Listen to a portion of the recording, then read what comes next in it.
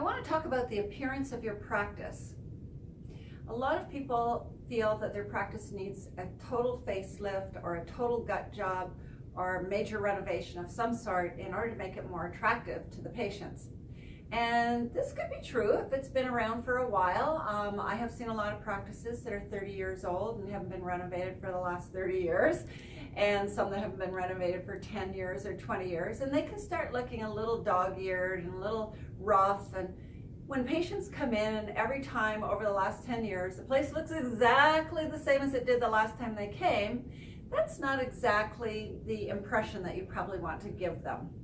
So we're going to talk about, should you do a facelift, or should you do a major renovation, or should you do a complete gut job? And there are different levels.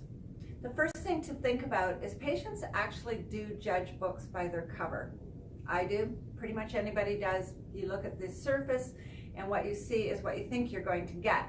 So we want to make your practice be as attractive as it can so that it makes a good first impression and a lasting impression that changes from time to time and is not the same for 10 or 20 years.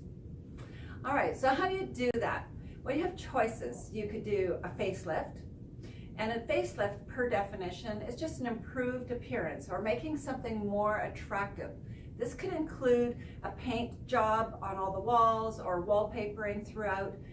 Painting your filing cabinets can actually be spray painted a different color. You could replace the cabinet doors in your operatory or your treatment rooms.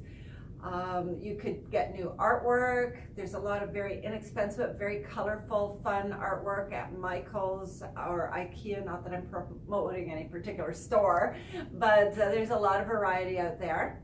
And it could include new furniture for the waiting area or fresh window treatments. Just as some examples, that's a facelift. That's not a major ordeal. Doesn't even take long to do, might take a weekend if you set it all up right. On the other side of it, you could do a major reno job, and this would include a facelift plus moving some walls, for instance, or building a whole new reception area and changing the way the desk looks or faces. Could be all new equipment for your practice and so on. So that's a major renovation along with facelift. Then there's the complete gut job. It is 30 years old. There's not enough room for various people who work there now, and you need to move a few walls because some of the treatment rooms might have huge spaces that you don't really need.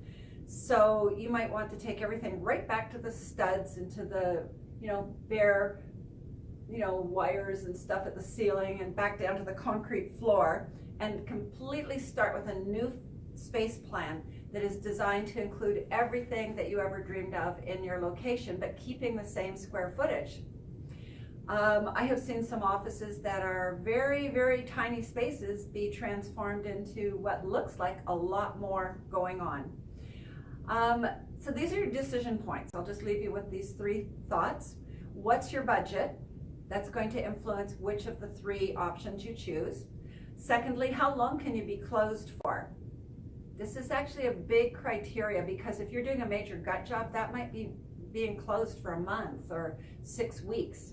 Sometimes you have an alternate place you could practice from nearby, a friend's location or something while you do it. Sometimes that's just impossible and you're never going to be able to do a complete gut job. And the last one is, does it really need a major renovation, or could you just do a facelift for now? Like, do you really need to? So have fun with this and have a look at your practice and decide which level it is. And that's all I'm going to talk about today. Bye for now.